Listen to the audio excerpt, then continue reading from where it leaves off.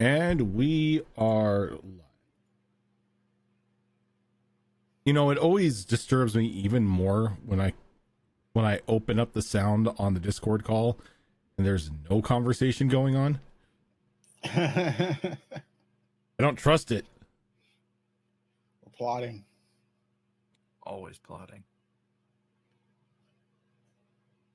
Don't know if that's true or not. Oh, it's true. I'd like to think it's true. Yeah, we've all kind of got our own threads going in the back of our minds. Oh, so how are all of you?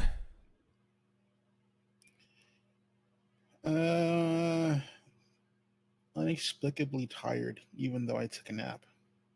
So I'm angry. You know, I started off my day by dropping my breakfast sandwich on the ground and then spilling my coffee when I went to go catch the breakfast sandwich. Gilly, you're muted. Oh. So I was up too early with kids, and that sucks, Fox. That is an awful start. It was not a very good morning. Yeah, I concede to loss of breakfast foodstuffs and coffee at the same time. That's just not right. Breakfast was bad enough, then you threw the coffee in there. Yeah. Well, it was one of those reflex things, right? Where you drop something, so you just instinctively go to reach out to catch it. But I went to reach out to catch it with the hand that was holding my coffee. So you do that. I try to catch it with my foot and just end up kicking it. I usually do that, but I have gotten out of that habit when I'm around my dog, because I would rather just drop whatever it is than accidentally kick my dog. True. Yeah. Fair. And then your dog gets a breakfast sandwich without a without a boot in the face. Yeah. I had an interesting day. Well, not even an interesting, just a day yesterday. But on the bright side, I got to get candy corn. Candy corn? The Yes. one and only person I know that likes The it. best Halloween candy, and I won't hear anything other than that. I too enjoy chewing on candle wax. Hey, tasty candle wax. No, it's not. It's the only candy worse than candy corn is black licorice. Excuse me, sir. I love black licorice. Black licorice and candy corn are just my two favorite candies. You have no taste in candy, sir. But then I also don't really consider black licorice a candy. I do. I guess it technically I eat it is, like candy. But Yeah. I would class it more in the category that like mints and stuff are in, not as like a breath freshener, obviously, because nobody wants their breath to smell like black licorice. So adult candy. Star anise is only good as a background flavor in stews, and if you're not using a muslin bag, so you don't have to fish that crap out of your pot, you're doing it wrong. It's true. You should not base a sweet treat around the taste of star anise. No. See, I'm just hearing slander over here. No one has ever been able to convince me otherwise, sir. I'm sorry, your taste buds are broken. Oh, maybe. I mean, they're broken. I like to like, if I'm feeling completely stressed out, I'll just chew a clove of garlic. Garlic is delicious. There's nothing wrong with that. I'll eat by the spoonful. It keeps the mosquitoes away too. Yep. I come from a Spanish household, so garlic is a thing. You have to remember, Rogan also is the person that will like spoonful hot sauce into his face. This is true. Yes. Yeah, which is why his taste buds are broken. My taste buds are just fine. Thank you very much. His taste buds get set by the hot sauce. We burn them all off. He gets to grow new ones. It's fine. It's called strength training. Rogan out here playing survival of the fittest with his taste buds. That reminds me, I need hot sauce. I'm out. Next time I go to the store and I get hot sauce and I get Tabasco on Tapatio, I'm completely out of everything. But aside from people questioning my choices in food and candy. No, black licorice is fine. Yeah, black licorice is fine. Black licorice is perfect. It's delicious. It is. But yeah, so welcome back to another episode of Destiny Forged. We are officially back now.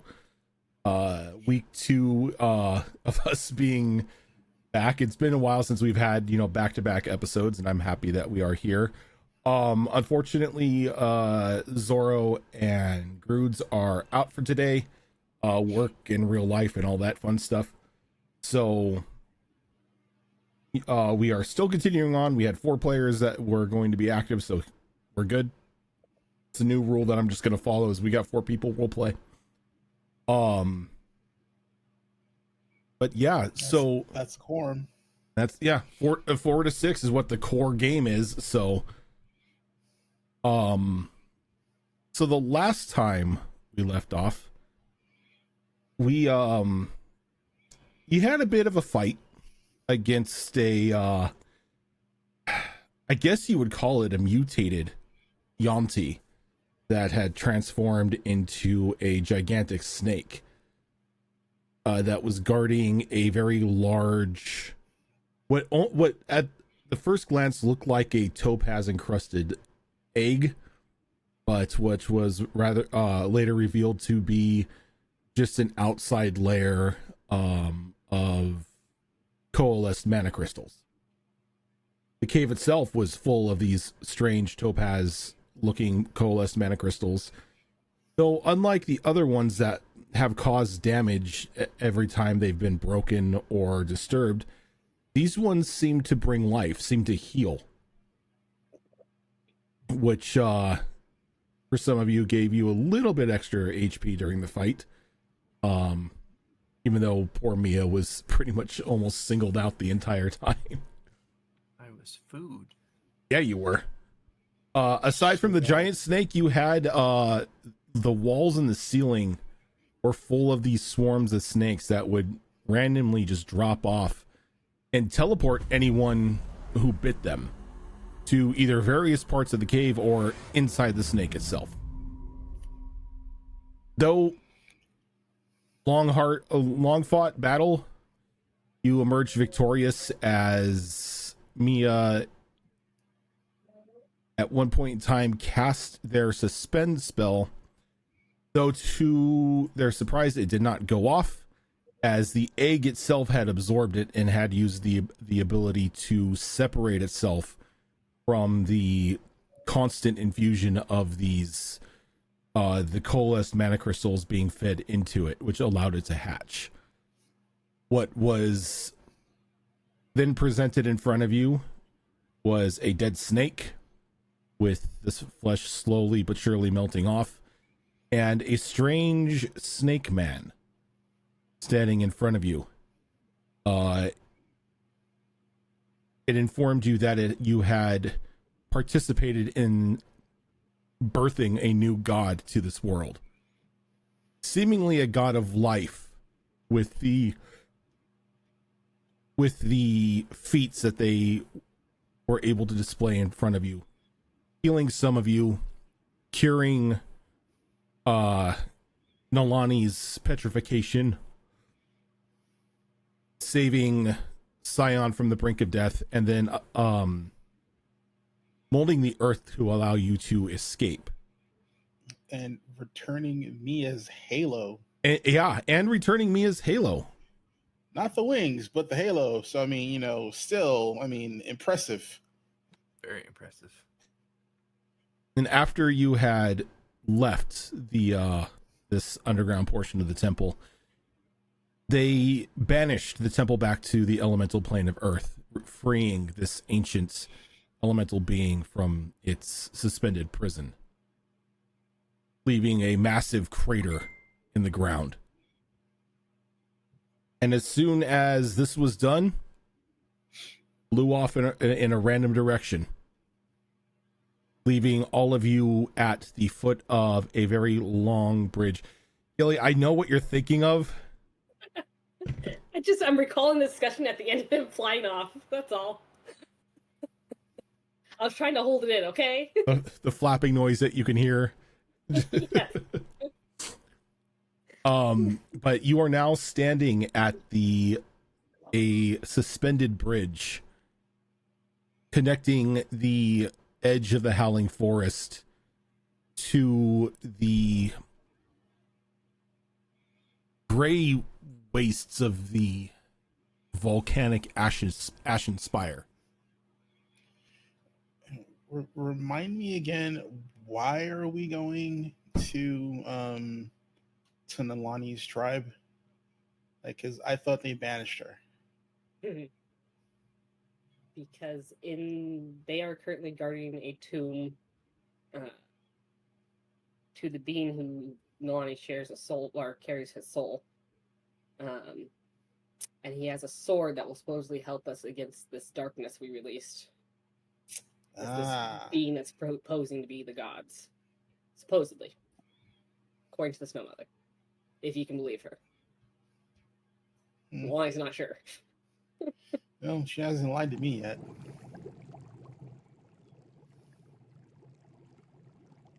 Look, it's hard to believe someone when they tell you everything you knew about your tribe was a lie. It's hard to just take that on faith. So as you stand here looking at this bridge, it's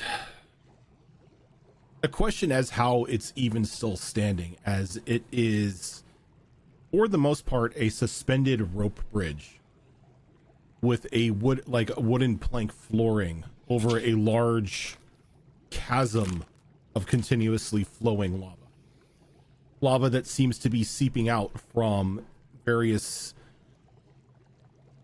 exit points on some of these smaller and larger spires, others being large river-like torrents of magma flowing out from near the tops of these smoking volcanoes. The Ashen Spire itself is known for being inhospitable at best. Not many people dare to venture across the wasteland itself, as random spurts of magma, random explosions, magma pockets cover the entire area. It is not a safe place to go. Though Nalani's tribe and others call this place home.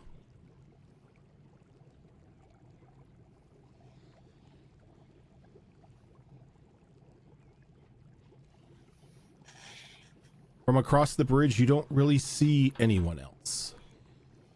Doesn't seem as if this area is either patrolled or guarded, or you have just been fortunate to find a time when the entrance to the spire is currently unguarded.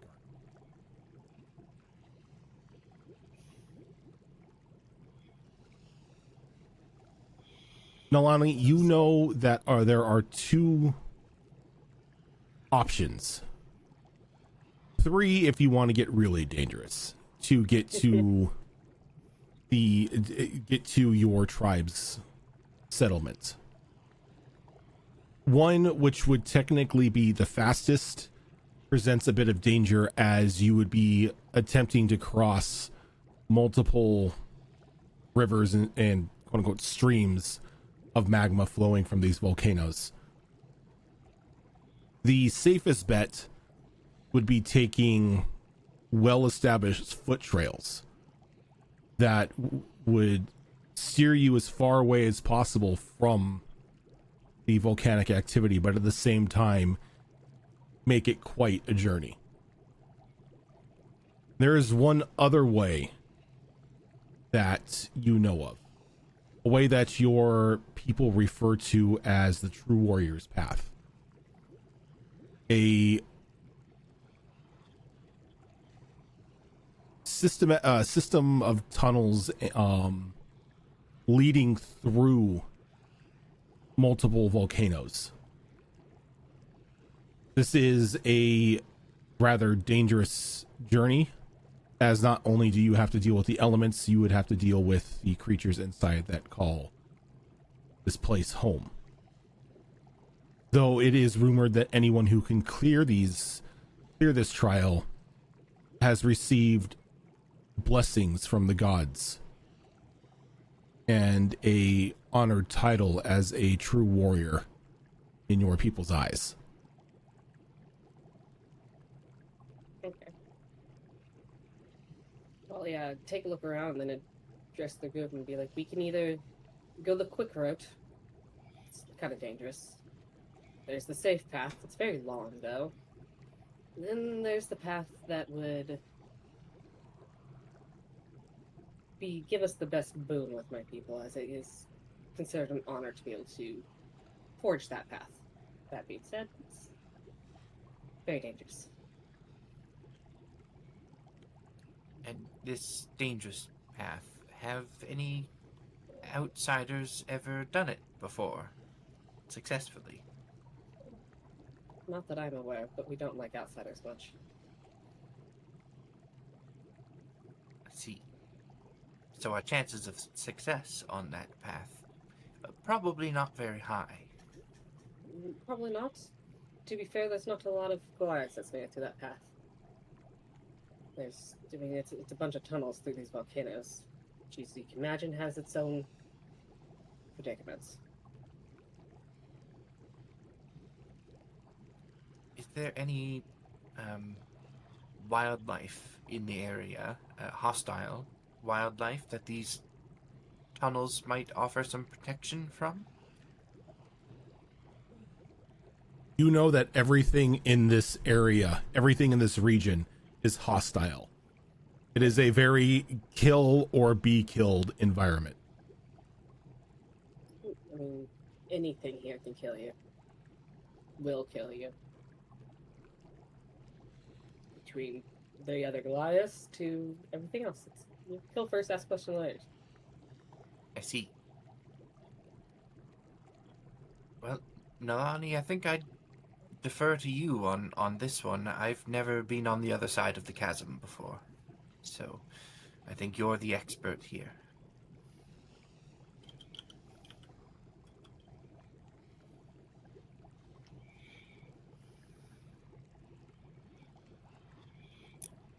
Well, I guess that depends on how much you want to interact with my clan once we get there. Say if you want to interact directly with them, the warrior's path is the way to go, simply for the fact that they're not going to really want to talk too much anyway, and that will at least get you in. Give you some modicum of respect. Do you think it would be better to interact with them in some way, or do you think it would be better to try and just avoid them entirely and slip into this tomb or whatever it is and steal this sword? It's really hard for me to say. I'm kind of torn on that. I think it's a little too close to home for me to tell. I mean, Let me ask you this then, Nalani. Given the opportunity, do you want to interact with them?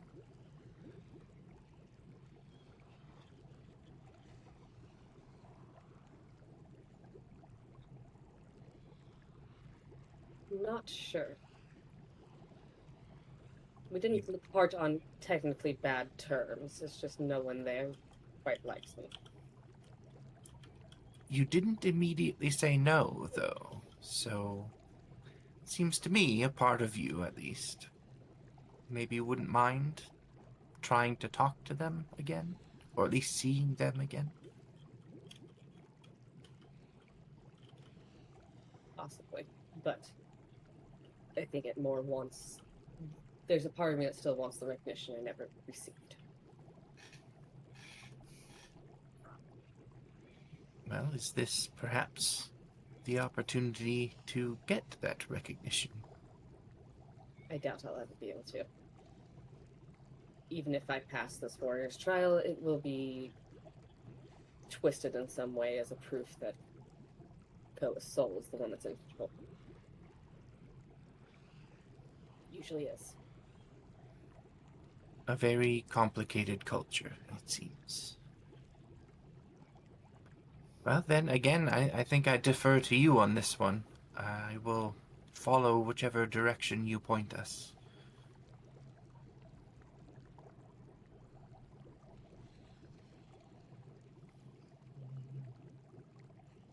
we choose to sneak into the forest, it will be, if any of them come across us, they will be hostile immediately.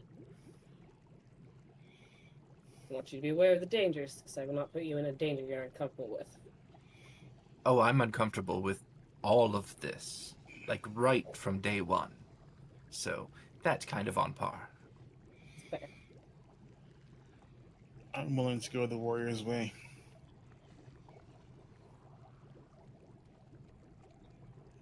Master Flaw, do you have an opinion?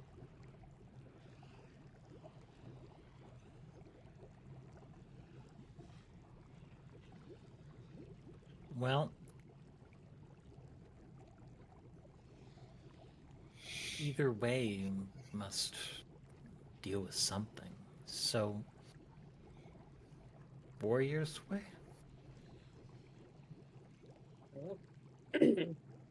So I'm where I start leading the group towards those tunnels. Before we set off, would it perhaps be a good idea to rest so we're not marching into the night?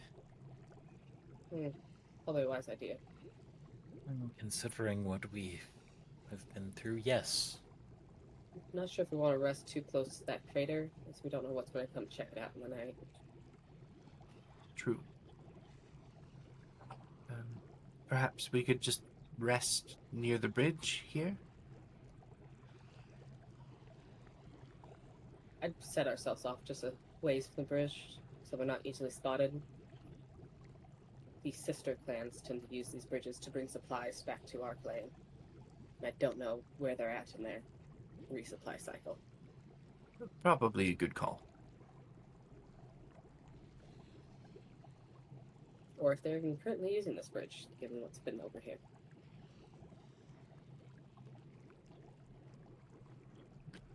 So, DM, even though Zoro isn't here, what are the chances we could use her magic tent spell? I mean, Kamek's still around. I'm They're just gonna really have quiet, to. right? I'm gonna have to nix it because I don't know what they have prepared or what spell slots they've used. Fair That's enough. fair. So I'm sorry, you're gonna have to rough it without the Harry Potter tent. So sorry, Kimmick's out of spell slots. Scour my inventory to check to see if I even have a tent. We were given tents. We were, but I don't know if I kept mine. Oh, fair. Give me a second. I have a tent. Yes. I'd say you could squeeze in, but there's no squeezing in with Nolani. I still have that right, I'm back. requisition pack that we were given, which has a single person tent in it. Yep. Yep. Ditto. Alright. So we're staying on this side of the bridge, or are we crossing the bridge first? I think staying on this side of the bridge, just so we aren't. That's what I was thinking. Yeah. Seems like the Try to safer find some- option. Some wooded area to go pitch the tents in. Yeah.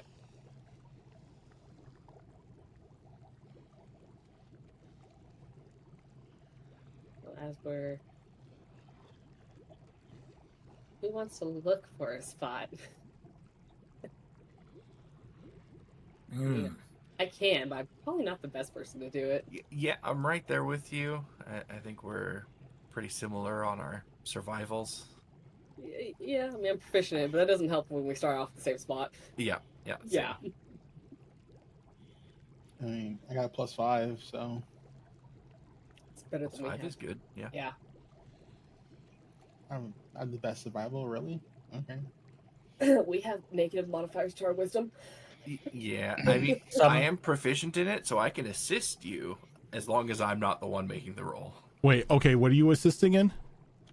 Survival to look for a good spot to set up our camp. Are you proficient in survival? I am, yes. Okay. So that gives, Like, that gives me advantage, right? That will give you advantage.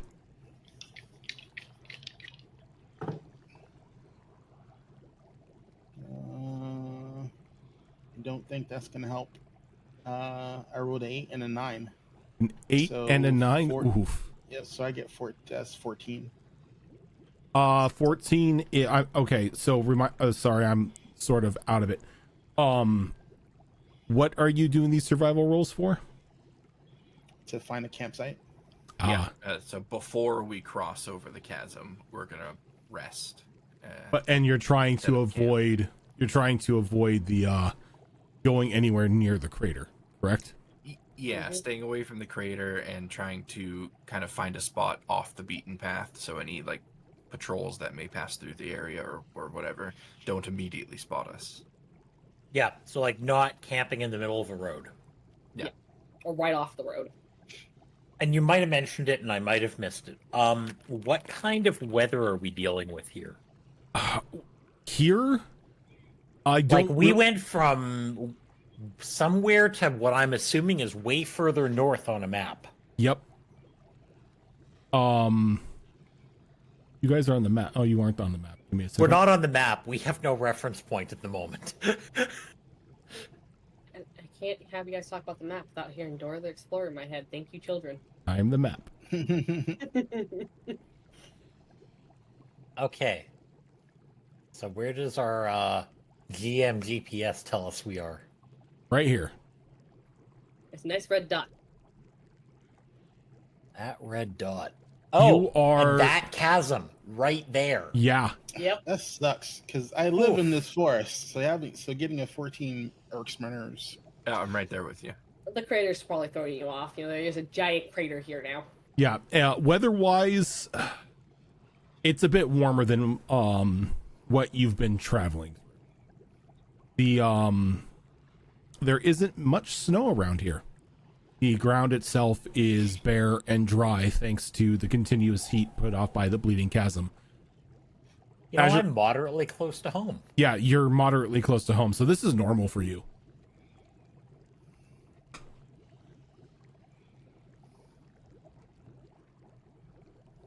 I haven't been moderately close to home in an age. So- Ever since that train. Yeah. Yuriko lives in Stillwood. Well, technically, she mainly lives in the forest near Stillwood, but and mingles with the Stillwood. people of Stillwood. yeah. So, even with a 14, you're able to find a decent enough camping spot that puts you off the like what would be technically a thoroughfare to the bridge, though it doesn't look like a lot of foot traffic crosses this way. So you're off the path itself, but you feel as you're not as hidden as you would like to be.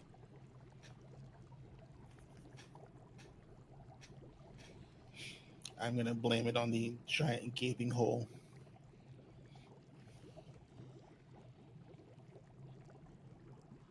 It's better than nothing, so take what we can get, I suppose.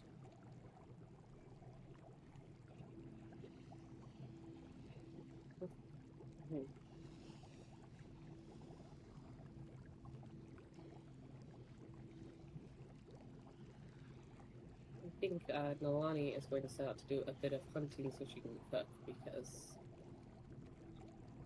I don't have anything with me, but I can make something if I can catch something. Probably good idea. All right, so if you are you're gonna go hunting, what are the rest of you doing? Pitch my tent. Walk the perimeter of camp. Make sure there's nothing obviously lurking, hunting, living in this area that's a danger to us. Okay. What about Mia? I think Mia,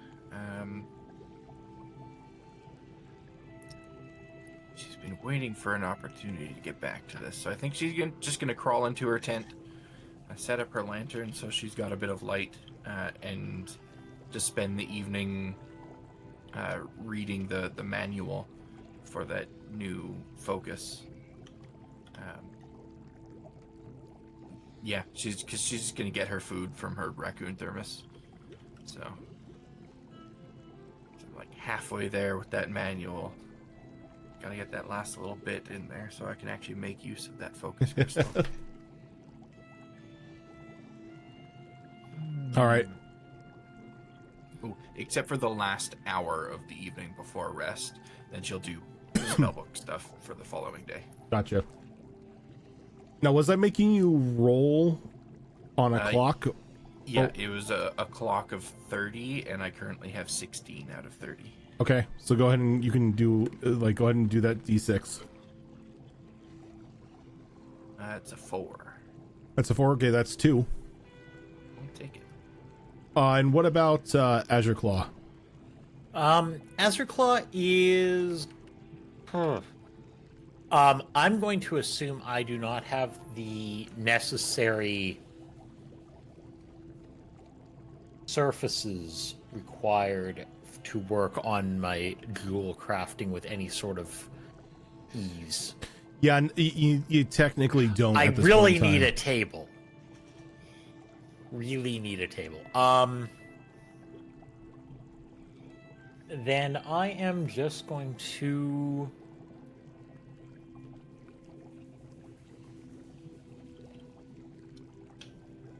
I do not have a survival skill, and I'm thinking like I have one. Out here pretending I have a fucking survival skill. I really just sort of relax and reflect on the nonsensical problem that we have just been through. Probably a good idea. Like that's a lot to take in. Okay, so for the two of you who are doing some form of work, so Nolani going hunting and Yuriko walking the perimeter, can I get survival checks from the both of you? Different die. Not terrible. I have a 12, and I do have the outliner background, so I should be able to find something. Quality-wise, is a whole other problem. But I see you're not liking me today. They rolled a 1. Rolled a 1. Oof. Okay. So Nolani, you do as best as you can. And a cat is climbing the wall. Mm-hmm.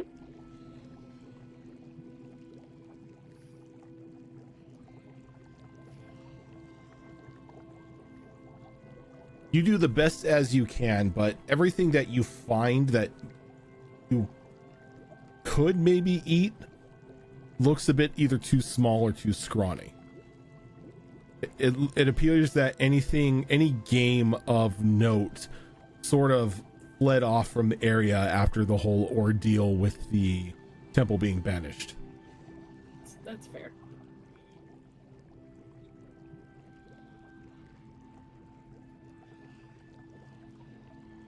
Head back to camp, kind of just like shaking my head. Thermoses tonight. There's not much out there. I think the critter scared most of it off. It's a good thing we've got these thermoses then. Sure. They'll never beat a home-cooked meal, but out in the woods, beggars can't be choosers.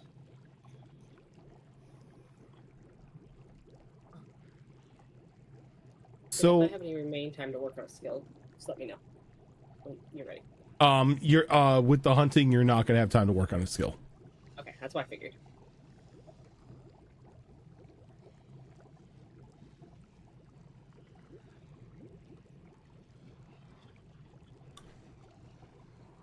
Yuriko, Yeah. you begin to walk the perimeter of this of your camp, but you seemingly wander out a bit too far as you begin to find yourself at the ledge of just pretty much a cliff edge looking down into the chasm itself. She's going to squat down and put her like arms around her knees and just stare at it.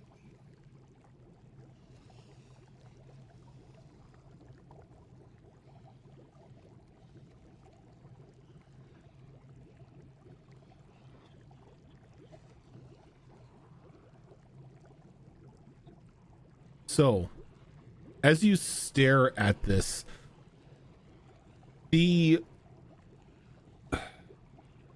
magma itself, with like its slow spiraling down the river and spurts of flame, begin to just give off just like this hypnotic power,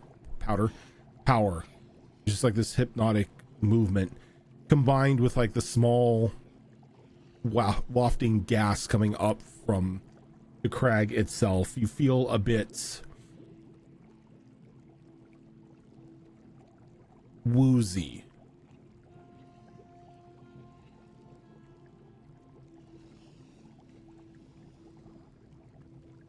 And there's a point in time you're sitting there and you're just watching.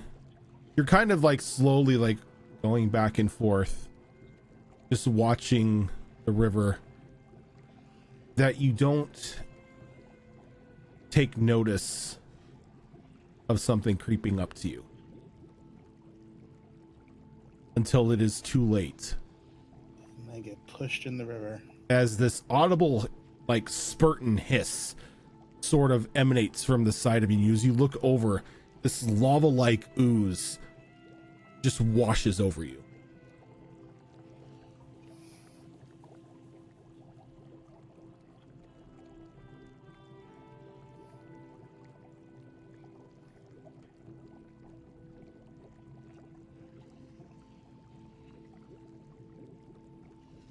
And you don't necessarily feel lava anymore, or at all. You don't feel a burn. You don't feel anything as this thing hits you. You feel yourself being pulled somewhere else. And a moment later, you're spit out 5 feet away. The ooze no longer there. Though for the last 6 seconds,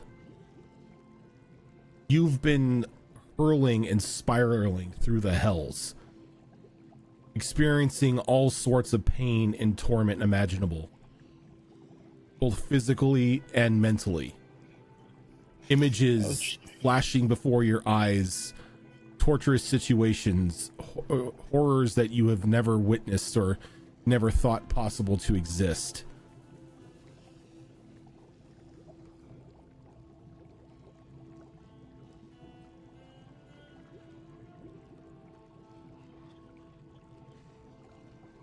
Give me a second here.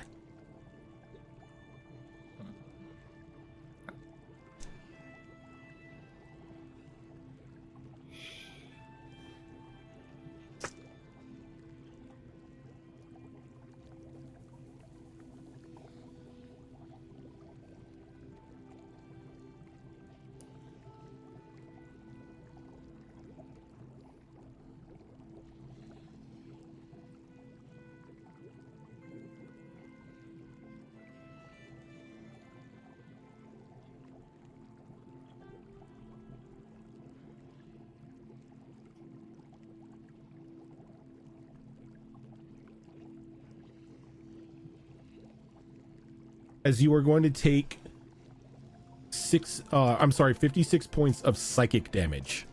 Jesus. Ow. As you are thrown back into reality, the images and the experiences that you just had sticking with you, seared into your mind.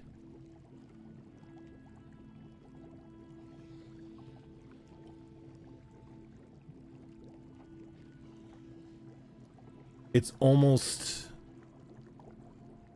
too hard not to scream out in terror.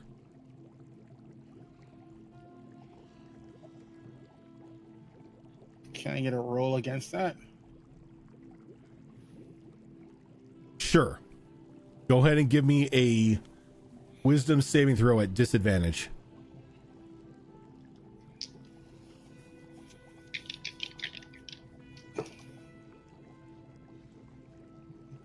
Okay. So +2. So that would be a 13. A 13. Try as you might, fighting it as hard as you can, Yuriko feels every ounce of control that she's ever exuded upon herself break and crumble as her defenses fail her.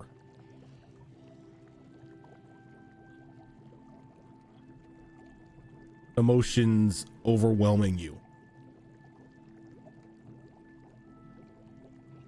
Knowing that you have just tasted, maybe the first time in your life, pure unadulterated terror.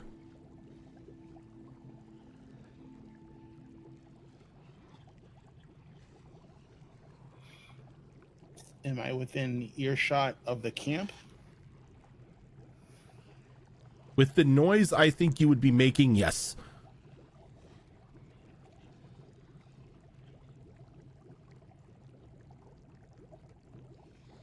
So if we hear that, Mia is just scrambling to her feet and running straight towards the noise, assuming we could discern that it was Yuriko's voice making the noise.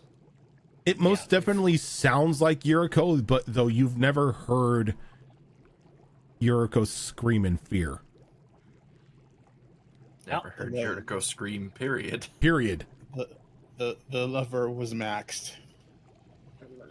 Grab a sword and run towards where I heard a noise then.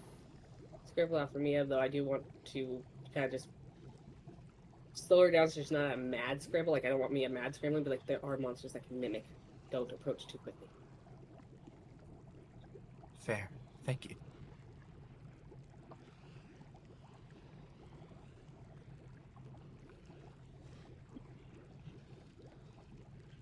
Following the sound doesn't take you too long to find Yuriko on the ground in a crumpled mess. There doesn't seem to be anything physically wrong with her, though by her appearance something definitely has happened.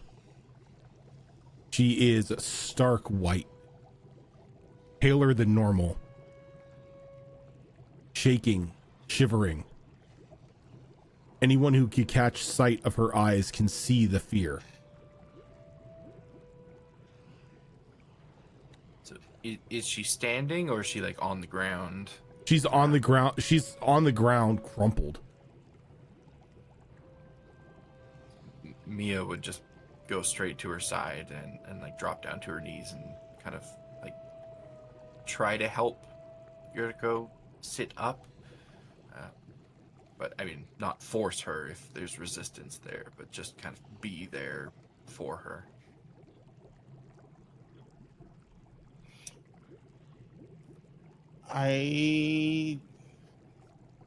There's no resistance, but it's like there's no her helping either. Gotcha. As we approach, can I take a look around to see if there's anything else in the area? Go ahead and give me a check, yeah.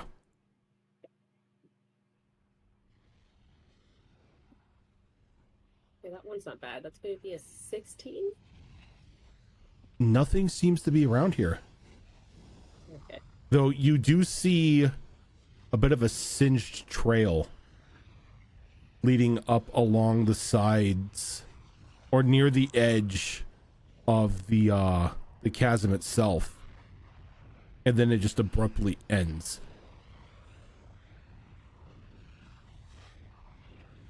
If I take a closer look at the trail, can I discern what would have made it? And or how recent it is? Sure. Would that be like an investigation since I'm going to get closer to it? You're a blood hunter, right? I am. You can give me an investigation or a survival roll. The investigation.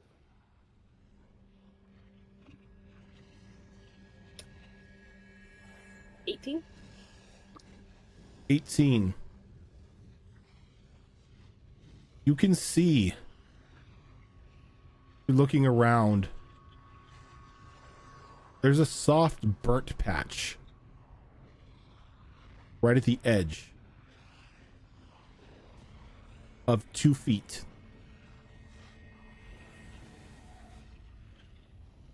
But looking over the side, slowly making its way down the wall, you see this large ooze-like being sort of just slipping along the jagged rock face.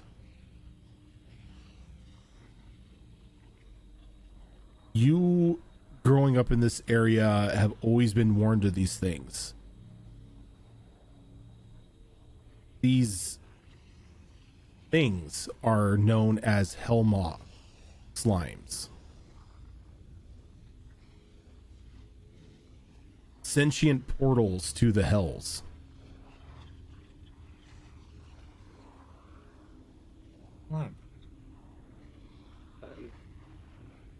Seeing what it is, I'm going to make my way back to the group and explain to them what she encountered. Let's get back to camp before more of them decide to come up here. And assuming Yurika doesn't resist, I'm just going to scoop her up and carry her back to camp for me and a comforter there. Yeah, she's not resisting. She's like catatonic. Okay. Carry her like a sack of potatoes. Because Alani has no grace, let's be honest. Maybe be a little bit more gentle than that. Like cradle her rather than toss her over your shoulder. I don't even think it's tossed over the shoulder. I think she's literally carrying her under her arm like a sack of potatoes. I can carry her if you prefer. She'll hand the glaive over to you because she just doesn't have the hands for it.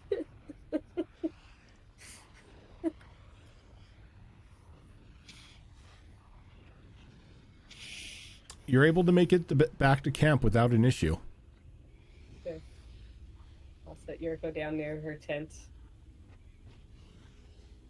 No, Yuriko doesn't like me much and seems to have some sort of bond with Mia, so we'll let Mia deal with that. I don't know if it's a bond with Mia so much as Mia won't really leave her alone. Fair. Borderline stalk rush. She talks to Mia, that's that's the difference. That's fair. You have something looking like a relationship. Take it.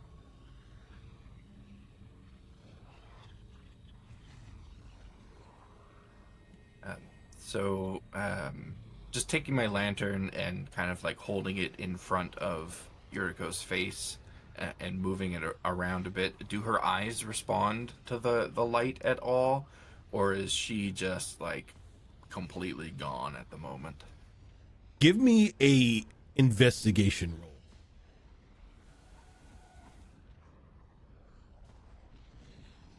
That will be a 17. As your lantern goes across her eyes, you can see flickers of flame and what look to be like demonic faces inside the pupils of her eyes.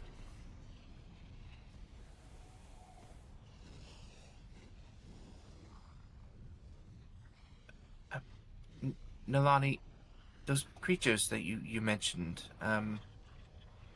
do they have a lasting effect? Because what I'm seeing right now is not normal. I mean, how how would you last in effect? Well, Yes and aside no? from trauma, I mean, Yeah, of course, trauma, but like some Physically? sort of like barrier that's erected in the mind, or some, I don't know, just something that might hold back or deteriorate who she is. Because I mean, come here, get a closer look, and I'll show her what I'm seeing. I've never heard of any kind of barrier in the mind from these beings. Just kind of She shunts you through babbles a portal. randomized, terrified words in Infernal. Yeah. You look into those eyes, the light hitting them in specific areas, you see these demonic scenes and these faces shifting.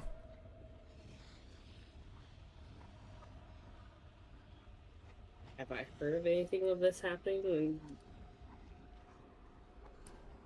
Or is it more of just the Give me a I've history heard of check. people being traumatized? Give me a Okay. history check. This die. What was this die? Ooh. What's my history? Ooh. 24. 24. Your people had a word for this. People in the condition that Yuriko is in at the moment are normally referred to as the branded. People who have come in contact with a Helma slime and have attracted the attention of one or more entities.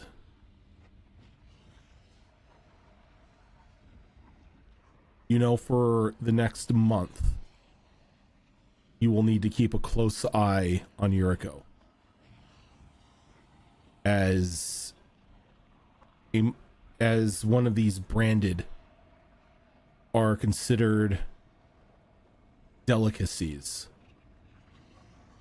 to the entities who have marked them. Well, it looks like as she went through these portals of the Hellmoth and to shunt people through,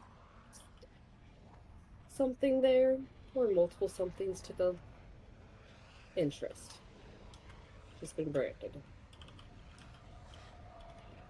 Which makes her a delicacy. A delicacy, like food. When we're talking about the hells, they do like to eat souls. Among other things. Yes. Can we expect her to come back to us? Like, is she stuck like this? Or No. Once the initial shock of the trauma fades, she should come back. But over the course of the next month or something, I might try to take her. You know, if you can administer something sweet, candy, anything to her, it should help her gain her thoughts. If not, Jenny, it may be a while before anything resembling coherent words or coherent thought come out of her mouth. I'm gonna have to roll a die really fast to see. Oh shit. That was an 8. That's not very good. Melanie does have something sweet in her bag that She will does. pull out. She does. Put in Yuriko's mouth because not high wisdom. This should help. I'm just gonna break off a piece of the cookie in her bag. The innocent looking cookie in her bag. Shove it in Yuriko's mouth.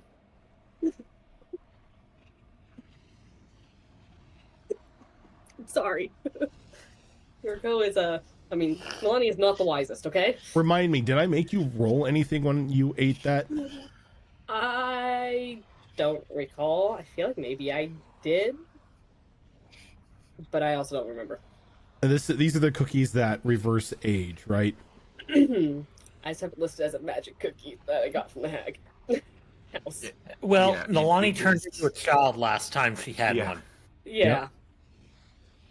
So Didn't Yeah. that last a few days too? yeah, but Nalani ate a full One cookie. evening. True.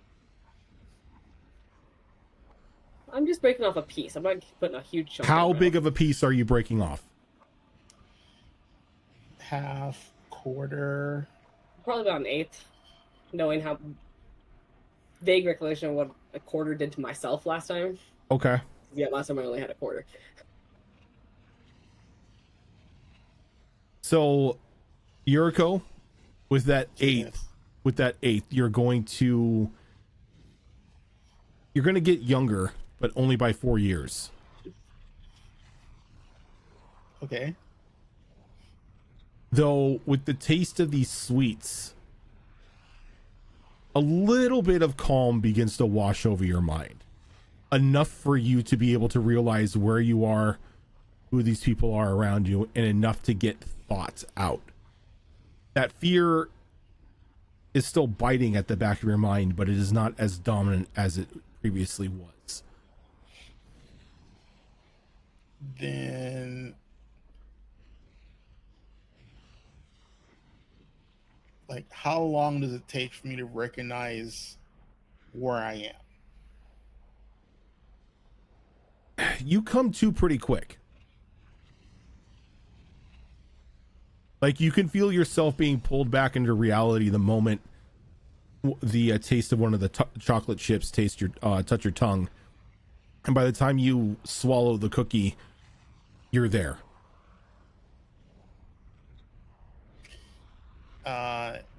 As a response to forcibly snapping back into sanity, Yuriko is gonna roll away from the party before she has a chance to recognize them, and um, she's going to ready her boomerang, and then she's going to scream in Infernal, "Get the hell away from me!" And As a then she's gonna look around confused. As a reaction to that, Nalani's just essentially going to stand in front of Mia for a moment, just to make sure that there's nothing coming towards Mia. Look, I'm used to being meat shield for Wizzies, okay? It's fair. And then we'll give Yuriko a second to kind of come to. You're all right, Yuriko. It's just us. You're okay, relatively speaking. Physically speaking. And then, so she's gonna speak in like a broken Infernal / common, and it's basically, she's just holding her head and she's just like, what the hell happened? But it's like, half of that is in Infernal. Well, it's a bit of a story, I suppose, but let's start off by maybe avoiding using any more of the devil's tongue for now. It may attract unwanted attention. What are you talking about? I wasn't talking in Infernal. She already has unwanted attention. I'm afraid you were, Yuriko. Full in Infernal at the start, but now it's kind of breaking up a bit with Common.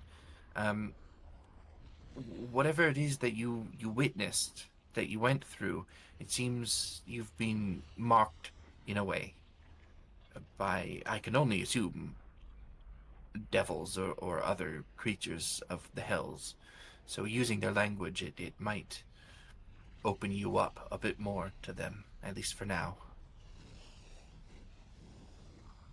And then when she starts thinking about what she saw, she drops her boomerang and gets to her knees, and she just starts uncontrollably crying silently.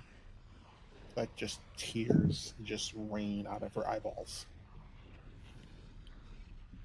And I kind of scurry over to her and kind of get down on her level and put an arm around her. I'm sure it was a lot, whatever you witnessed. It's going to take you some time to gather yourself again, Yuriko. Let's just go back to the tent and lay down and just try and process what you're going through, okay? We'll keep you safe. You can count on us. And just in a very docile manner, she just goes to her tent. She doesn't even try to pick up a boomerang. She just crawls into her tent. Well, I will move the boomerang over to next to the tent because she's attached to her weapon. She matches everyone else's attached to theirs. I know you're probably not going to like this very much, Yuriko, but for now, at least, I think we should sleep together just in case something tries to come up on you. Do we have just out of character, do we have a tent that can fit two people, or is it just like, or would we have to like just sleep outside? I know I only have one person tents, so it might Considering how they be a bit probably cozy. mount down, you could probably easily hook them together. Probably, yeah. Like, if they've got basically holes for rivets, there'd be nothing stopping you from just basically winding a rope through the rivets on both sides and propping it up a little more. Yeah, I mean, you could combine two single-person tents into a makeshift two-person tent, I assume. I just wasn't sure if, like, at what capacity these tents we were given is. But yeah, I mean, she'll, you know, she won't actively object. So then I'll take a moment to take my tent down and kind of combine and reassemble it with Yuriko's tent so we can both be like side by side. Okay. In the same thing. And once I've got it set and we're like starting to wind down for the night, with Yuriko in range, I will take a moment to cast my forewarn ritual so that when we go to sleep, if anything enters that 15-foot radius, it immediately wakes me up. That will work. With Mia's spell in place, is anyone going to take watch? Yes. Yes, I'll still definitely take a watch.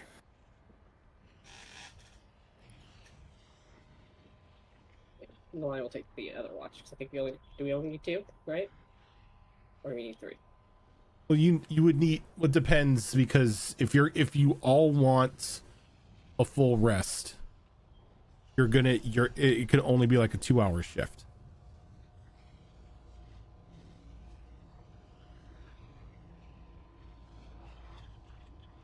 I can take a third, then that gives us 6 hours of watch time at the very least, and then we could just cross our fingers for the other 2 hours. Those are Rojan's favorite words right there. Just leave it to fate. I mean, no What one could would be go willing to wrong? take the point of exhaustion just to have the extra watch. He knows what it's like in these areas. Well, We've already been stuck up on a hell mall once. She does not want to do it again. reminder though, if you want your level up stuff, you gotta complete a long rest. Yep. I do, don't I? I mean, I have that forewarn spell active for the full duration of the night, so at the very least, if anything tries to come up on Yuriko or myself, it'll wake me up.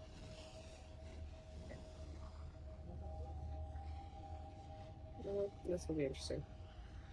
Sure. Why not?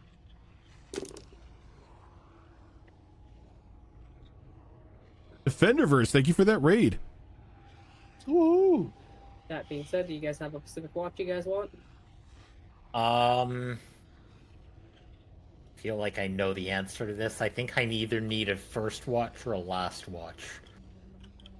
Yes, I do. I need something where there's at least, like, remnants of a light. I'll take second watch. In that case, I'll take third since we're skipping the fourth one.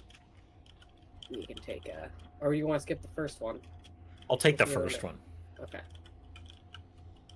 So yeah, I'll take third because at the very least I can give myself some light.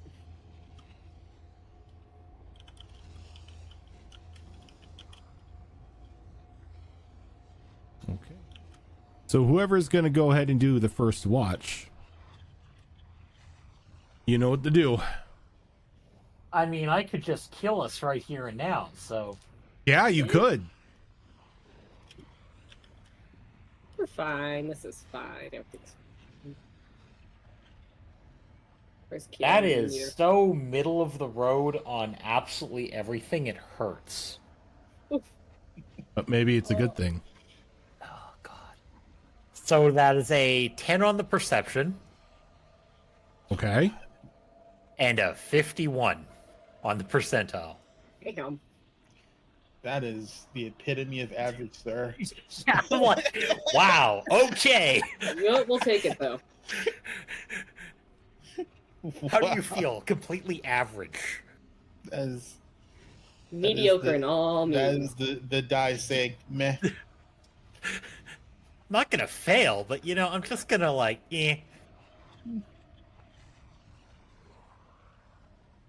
Azure Claw, there's a bit of unease that washes over you during the night. You've never heard it before, but the air is now silent. Did the temperature drop? The temperature did not drop, Oh, well, that's unfortunate. but everything around you just gets eerily calm.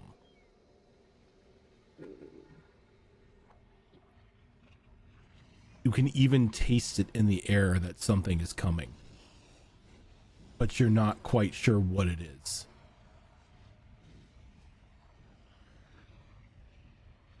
And you stand your watch, eagerly awaiting whatever it is to show itself, but nothing does. Okay. But that unease does not leave you. This is my favorite place.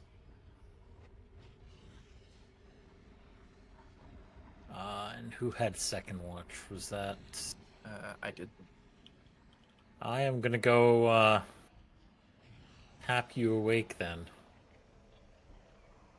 Mia, the moment you wake, you feel the exact same thing.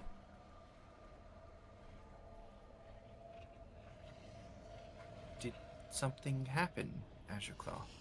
Nothing. But... quiet. Very quiet. Uneasy quiet.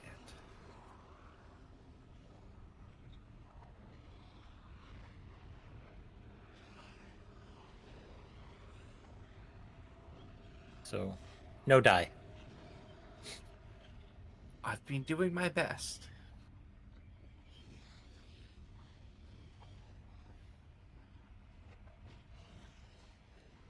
Try to get some rest. We may need your strength soon. Yay! And Azurclaw's gonna go plop down face first on the ground. In a tent. Okay. Mia, Yeah. you will be making these rolls, well, your skill roll anyway, with disadvantage, Oh dear. as the unease is making it hard to concentrate.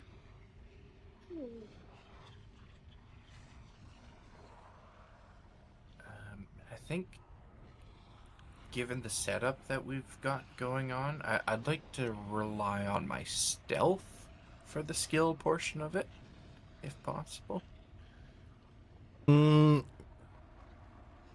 Yeah, go ahead.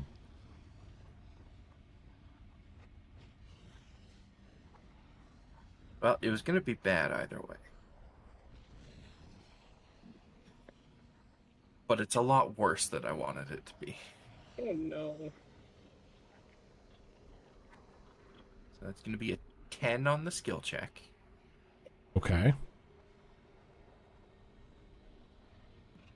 And a 9 on the percentile. So there's a Weird. point in your watch where you're sitting there and you are hunkered down, keeping an eye out, that sense of unease growing even more. And then there is just this high-pitched whine in the air. And from all sides, you begin to hear the sound of rolling earth, quickly approaching your location. And as it hits you centrally, the entire area is rocked with a massive earthquake. As these large gem-like formations begin to rip up out of the ground. Various colors and sizes begin to decorate the landscape. You can see the walls of the Bleeding Chasm now just covered in these thousands of coalesced mana crystals.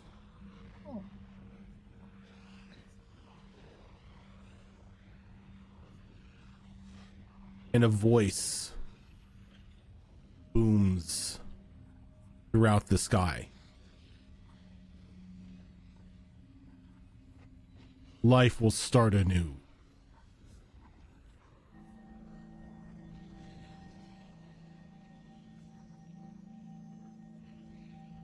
That is it. And as soon as that voice fades off and the earthquake stops, the air is no longer tense. You are no longer tasting anxiety. Though those crystals that you have randomly come across in your adventures have now been introduced into abundance into the surface. And what color are they? Various colors. Well, that's just uncomfortable. Yeah, that's a problem.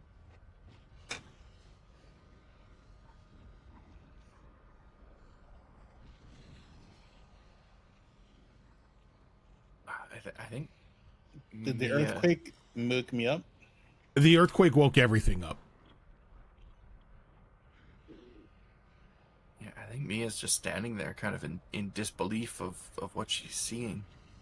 And then Mia, the only other person who would probably be able to tell this, you can taste the arcane energy in the air. The ley lines in this area have been awakened. Whatever suppression that this entity had in place when it began to mimic the light has been either weakened or destroyed, as you can feel the connection that you have with the arcane chaos just grow, as power is just pulsing in your body. As you, for the first time in your life, feel the full extent of what it means to be a mage.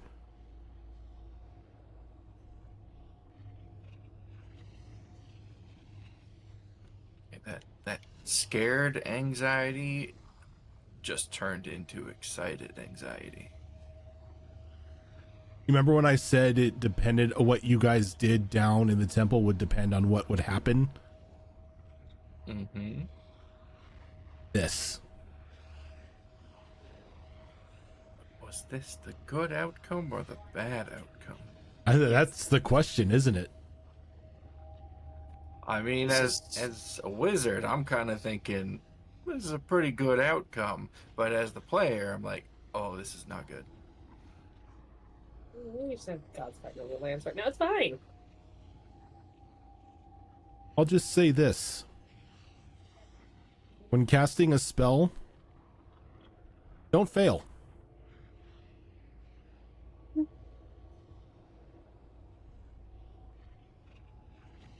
that in mind.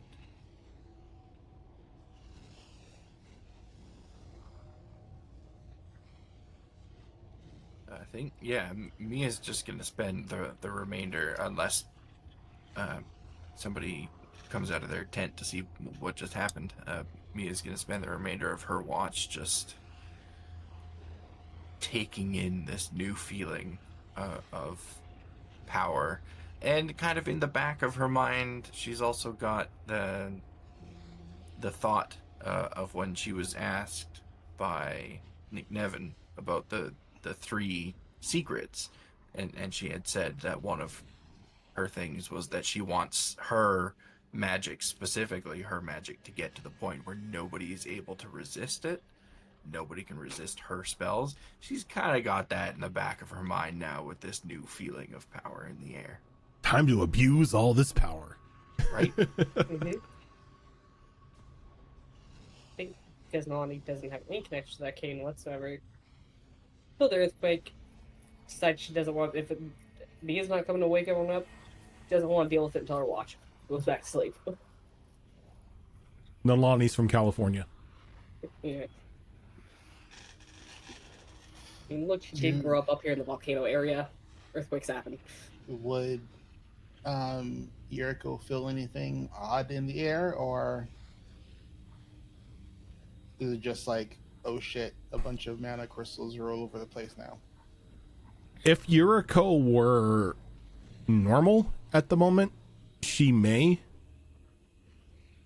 But in her condition, it's more you notice the strangely beautiful yet knowingly dangerous crystals coming to the surface.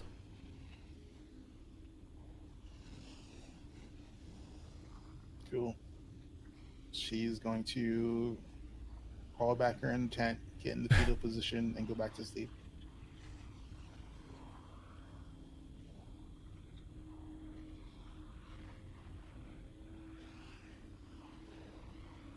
At the end of Mia's watch, she will awaken Nalani.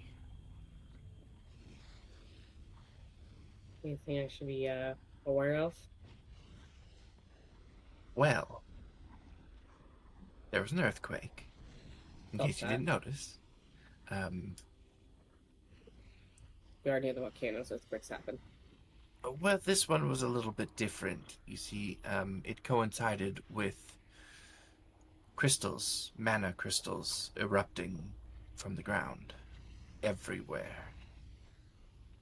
And a voice rang out through the skies, which I assume you probably heard if the earthquake awoke you. I was really hoping I dreamt that. Ah, no, it was real, I'm afraid. Great. Great. Well, let's hope the plan isn't to explode all these crystals on everyone, so that life can begin anew. That would be very unfortunate if that was the plan, because I am feeling a little bit reinvigorated at the moment. I'm not sure if I want to know why. Perhaps we can discuss it further tomorrow if this feeling remains. Okay, that sounds like a plan. I'll go to take my watch. Okay. You can make your skill roll normal as the as that unease is gone from the air. I think all of our percentiles are oh, I guess no. We have a lot of mediocre stuff happening. So why don't I keep a perimeter going and just kind of walk around carefully because of all the new crystals. But she kind of wants to pace around And in doing so, she will light up her glaive with her Rite of the Dawn, which gives me 20 feet of bright light. Okay. Yeah, bright light at a radius 20 feet, because I don't have dark vision. That's a class ability, right? Yes. Okay. Yes. And I will take a tiny bit of damage in order to do that. Oh, I'll take 5 points of damage in order to do that. So I will use athletics as I'm kind of pacing around trying to essentially do the zoomies, but she's not running. She's just kind of walking. Okay. And that will be a 21 on that die for those, but I got a 57 on the percentiles. We just can't go with one average roll, right? Y'all are boring tonight. Yeah. I'll take boring. Your watch is just that boring. You do catch sight of a lot of these crystals popping up. A few of them giving you worry, as a couple of them near camp are some rather large reds. Do I see any that are the same color as the ones that were down where the egg was? Yeah, you do. You see a couple of the topaz. I want to make note of that because we have a friend that might be gem cutter. Maybe we can get some of these. What scares me is we don't know what all the colors are. No, but we know. We what know that what one red is. does. We know what green does. And do we have any others that we know? Topaz. It's the healing crystal. Topaz. Yeah. And I also have a yellow one and a blue one in my possession, but I don't know what they do yet. Have you considered licking them? I have thought about it. Okay. Treat it like a potion, right?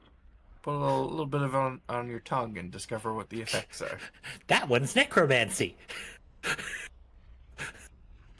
And I'm just curious, what flavor is necromancy? Grape. Okay. I accept this. But it's not the good grape. It's that like super artificial grape. It's the Kool-Aid grape. It's a tad bit sour. It's Kool-Aid grape. I was muted. I said necromancy is sour apple. I was waiting for something to pop off with licorice, honestly. No, it was always depicted as green, so it's sour apple. Yes, but green's not necromancy because we already have green. Yeah. So at the end of my watch, as No. we all agreed. Yellow's topaz. Topaz is healing. Brain. I will get there. Yeah. Eventually. I am channeling the bird tonight, okay? Which one? Both.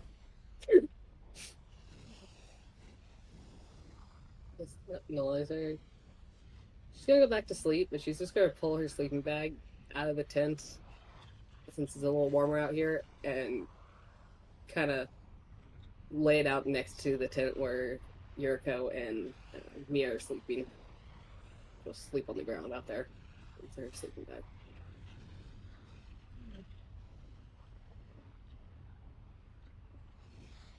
Assuming I can find a spot big enough to do so around all the crystals.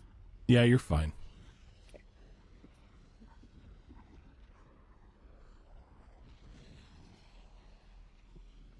So, the last watch. I don't even have to roll a skill check. I'm just going to roll percentiles.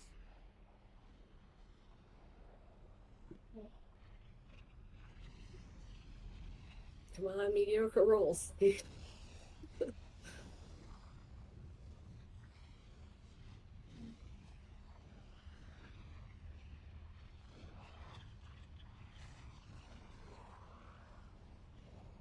There's a moment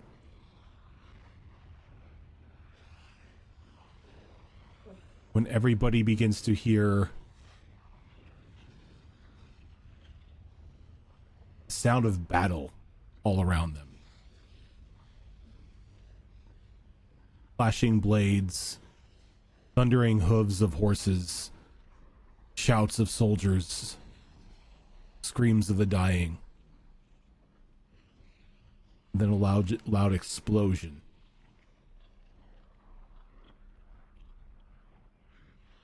And just a trailing word. The light will conquer all. And then nothing.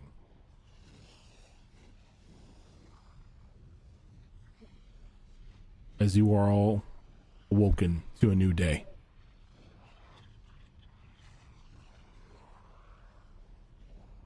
You can see the forest around you is now in an overgrown bloom. Life is just abundant in these plants.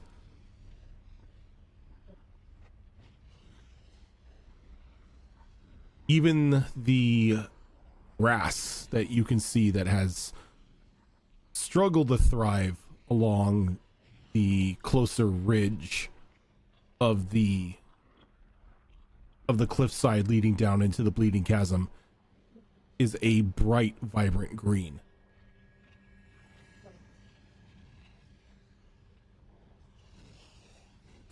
Though the Ashen Spire itself,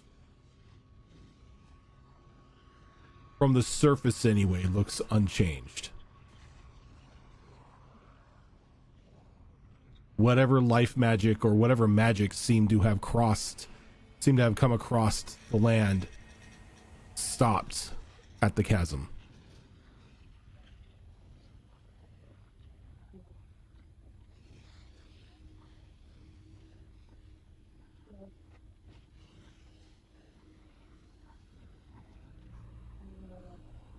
And do I still feel that that same connection to the weave that I felt You do. the previous night? The ley lines are wide open.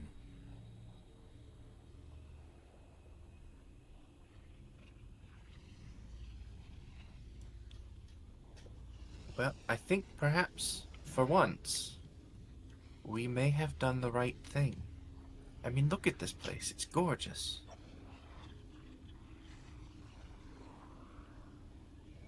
Assuming it does not blow up. True, but I mean, really, you could say that about anything. Most places not blow up. A lot of the places we've been to have blown up, so I don't know. That's what you call coincidence. I believe that's called correlation. I'm a little concerned that we have spring bloom in the winter, but It's unusual for the season, sure, but I mean, this place is always in winter. That's when you notice it. You look out into the distance among the trees, and for the first time in a very long time, it's not snowing. The sky is actually clear. Like blue skies, no clouds. No clouds, a blue sky. us without our time wizard to tell us if it was time issues or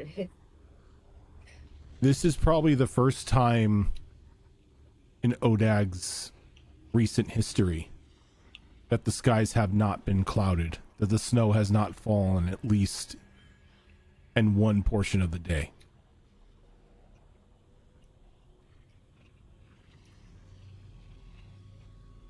this makes me uneasy.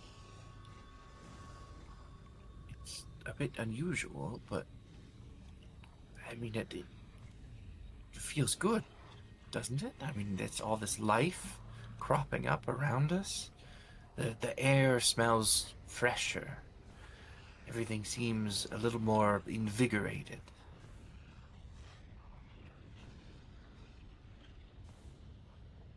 I mean, the sun is a little bit bright. You know, take it down a notch, Lathander, but we haven't seen it in a long time, so maybe that's all that is.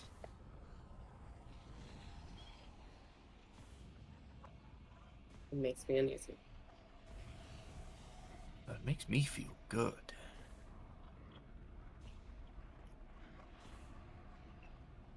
Hey, you mentioned something about feeling something last night. You still feeling that?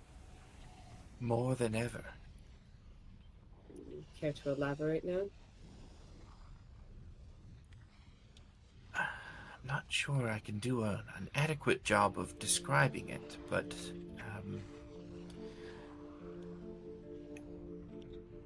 when you use magic, you're kind of tugging at threads that permeate the world. And previously, those threads have felt distant and thin, delicate. But now, after what happened last night, I can feel them, I don't know, like running through me and connecting me to everything around us. They feel strong, and they feel whole in a way, or at least more so than they ever have before. It feels like power and life is being coursed directly through my whole body. Not terribly sure that's a good thing. Well, it feels wonderful. Makes me feel like I can do almost anything.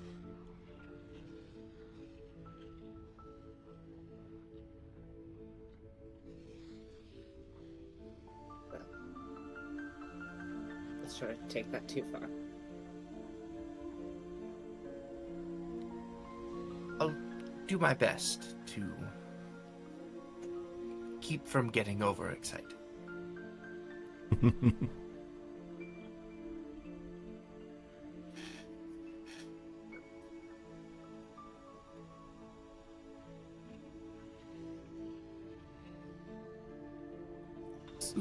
So are you all going to be eating food out of your thermoses today, or Nolani, are you going to try for a hunt again? With the new life around, seems like a hunt might be a good idea. Might as well see what's around. Regardless of Nalani's success, Yuriko is going to eat from her thermos. Okay. Nolani, go ahead and give me another survival roll. This time with advantage. Okay. It's going to be a 15. A 15.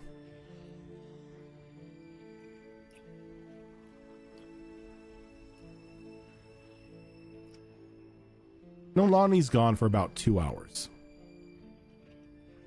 And this time, Nolani, you trek into the forest, finding it difficult in some places to even move, needing to cut your own path through the overgrown brush and trees. Part of you even feels that some of the trees have even gotten taller overnight. So you're able to find your way safe enough through the forest. And when you return to camp, you do so with the carcass of a deer.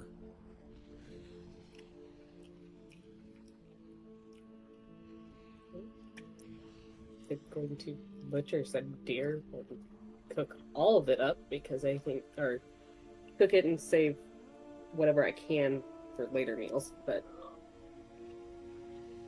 probably try and skin it so I can wrap the meat in its own skin to try and Go ahead and give me a get survival roll. active.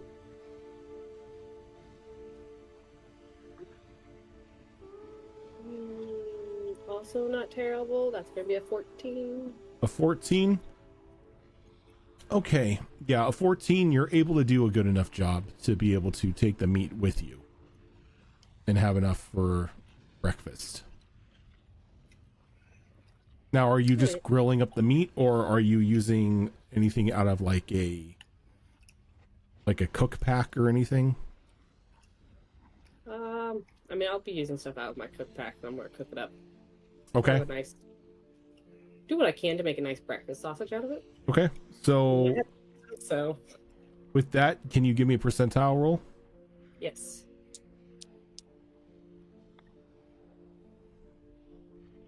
52. 52. Everything is just in the middle of the road with you all today. Apparently. All right. So you all will be given, those of you who eat the meal will be given 10 temporary HP. Oh, nice. Very nice.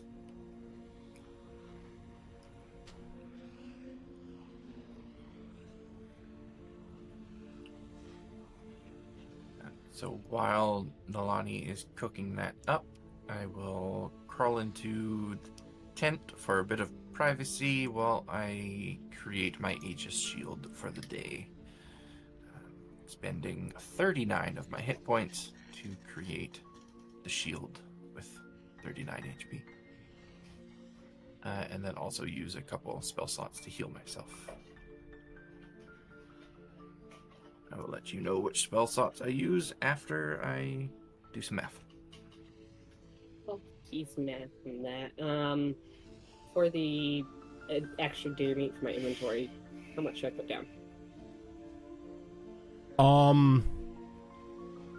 You have enough for another 2 meals. Thank you.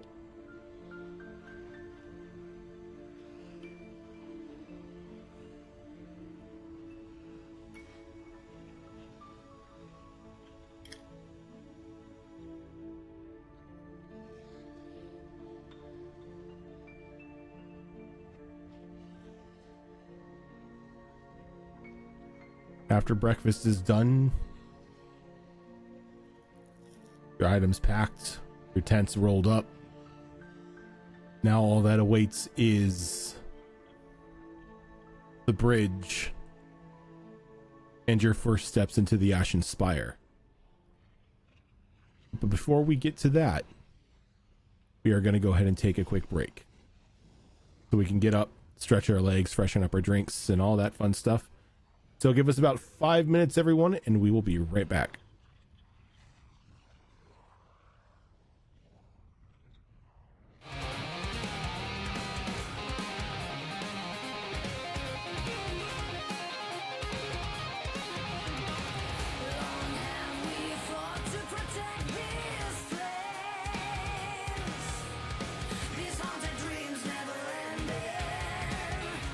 Clinging to the promises of life reborn upon the roof of this world.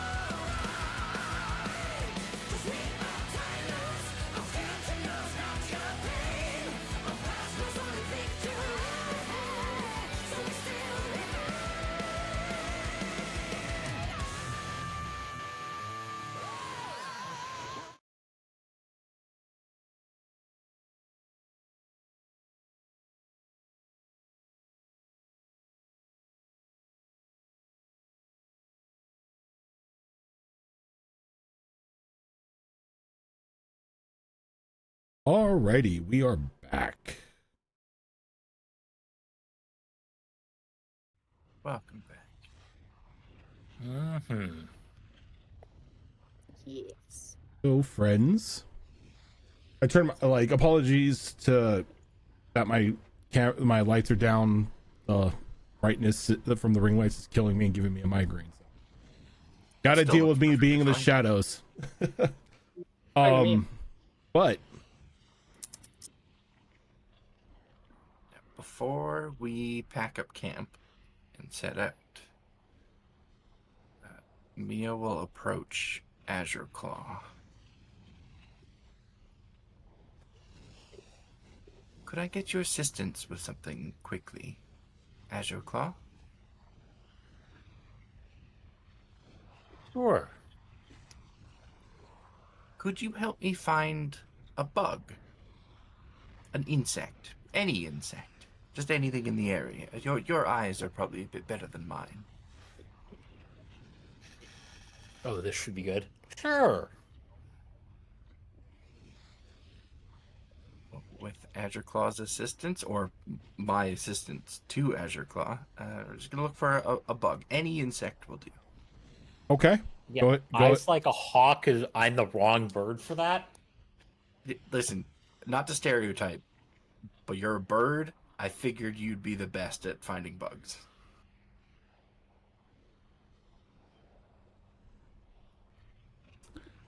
Not a not an incorrect trait. Bold of you to assume I have the ability to find anything. Sure, let's go on a perception hunt. Because that's about all I can do. Okay. Oh. God.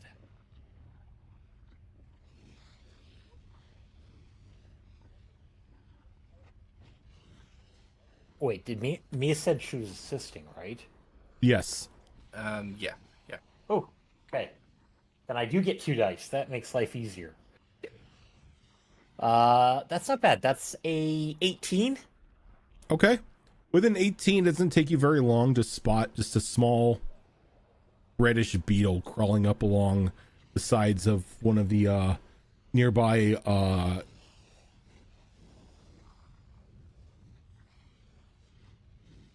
want to say gray, but it's not gray. Just this very color lacking coalesced mana crystal. Milky in color, but not exactly white, but at the same time not exactly gray.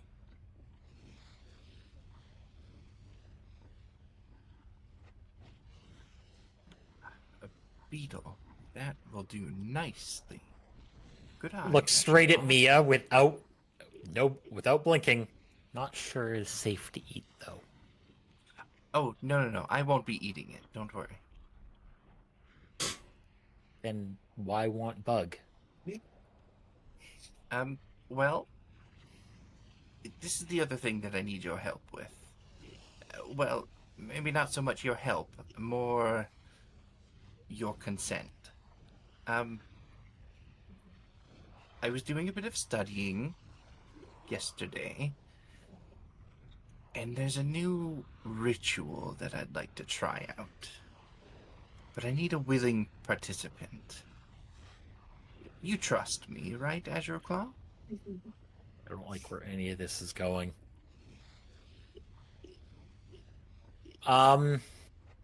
Yes? Question mark. Wonderful. So I'm going to take the bug, the beetle, in my hands, kind of cup my hands around it, and hold it close to my chest as I chant a few words.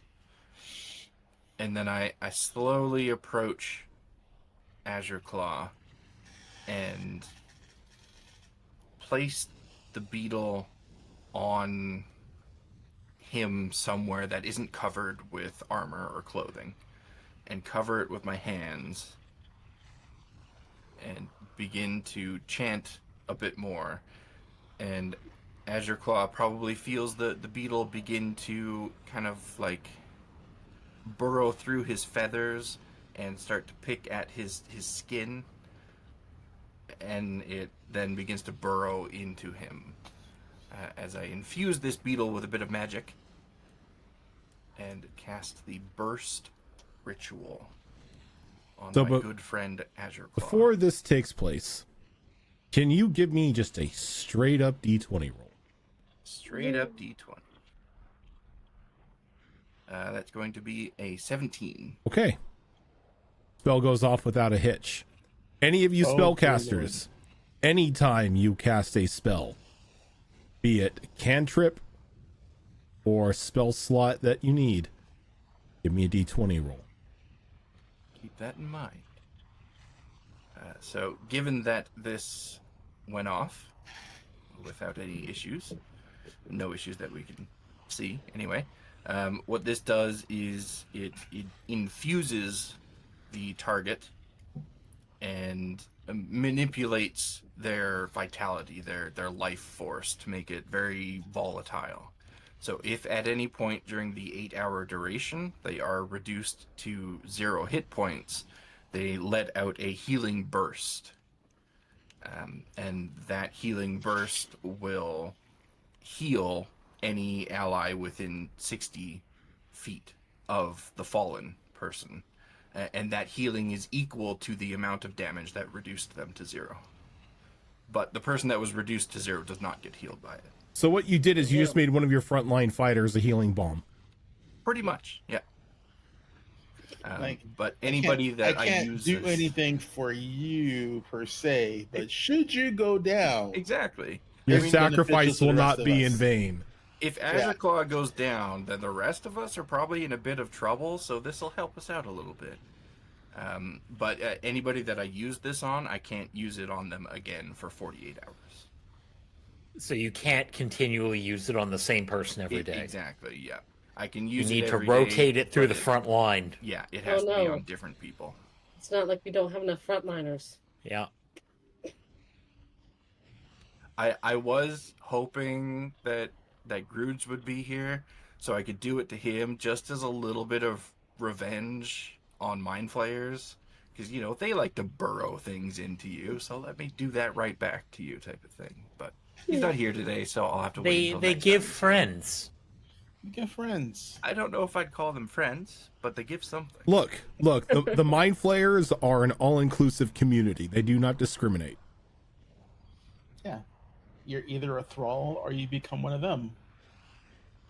Oh, now I'm a friend right back. But yeah, so this will last for 8 hours. And it fades after that point, or if it triggers, then it fades as well. It's a one-time thing. Okay. Are you wanting to keep track of that? Yeah, I'll keep track of it on my Okay. end. Your spell, your problem. Yeah, I've got a little book here that I keep track of who these things are inflicted upon and for how long. And after it's done, I just kind of stand back and like kind of brace myself a little bit just in case he explodes or something. I've never done this before, but it seems okay. So drop my guard.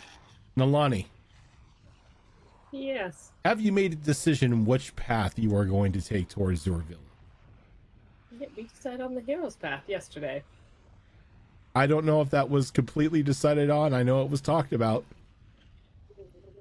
I mean, both options suck equally. They all suck. One takes a really long time. No one wants that.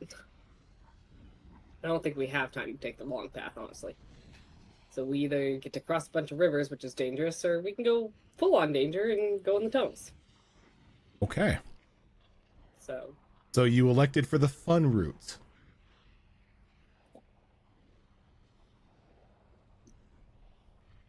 An unexplored tunnel system that leads through multiple active volcanoes. I like it. what could go wrong? Oh, just you wait. Everything. The answer is everything. Though you do know, Nalani, that from where you are at, the trek to the entrance of the True Warrior's Path is going to be about 2 days. And it's going to be a very labor intensive it's going to be a very labor intensive travel. Meaning if you want to make it without points of exhaustion, it'll take 4. The Spire is not kind to those who are not used to the climate, not used to the area. You're perfectly fine. This is just second nature to you. Everyone else, it's obvious just looking at them that they weren't built for life in the spires. Yeah. So we have a few days travel before we get to the tunnels. So if we change our mind on going through them, let me know. We'll continue on around them. But just gonna look around at everyone and be like, I'd say normally it takes a couple days, but I think it's gonna be closer to 4. It's not an easy trek. Nothing in the mountains is easy. Is it as warm in the mountains as it is here near the chasm? Depends on the area. But it's fairly warm. Should we dress down a little bit so we don't get overheated or something?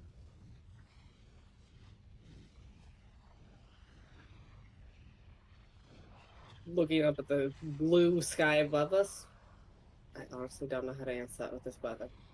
You know, with them wearing the layers that they do at the moment, they are going to quickly overheat when they set foot into the spire.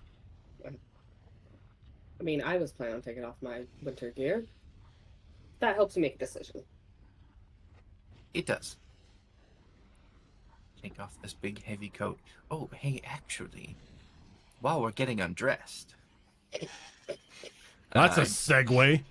I take off my hat, so Nalani has a clear view of my halo because I don't have a mirror to look at myself in or anything. I kind of point to it. Does it look as good as it feels?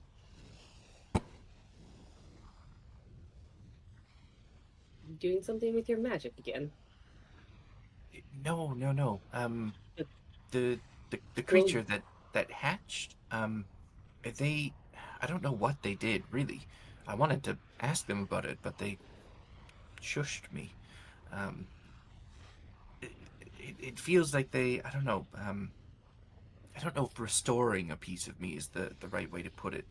It's like I'm a puzzle, and I was missing some pieces, and they put a new piece in me.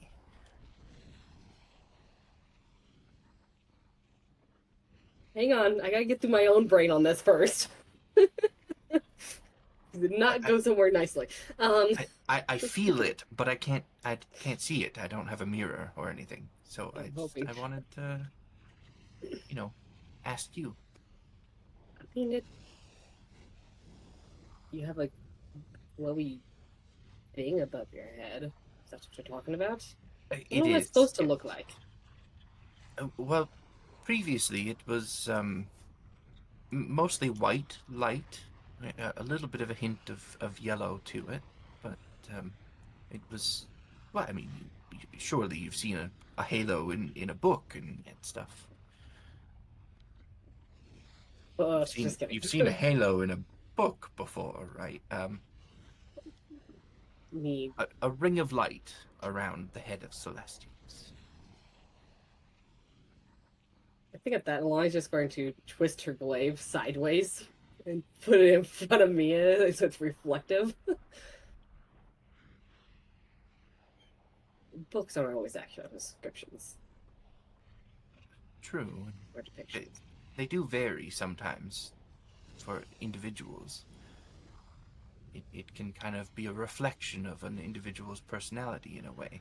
Though, Celestial Plane, not really known for their varied personalities. So a lot of it is kind of the same, but it feels good to have at least some part of it back. I agree with that. You shouldn't ever have something, a part of you ripped away. Or, in your case, I guess, a part of somebody else added.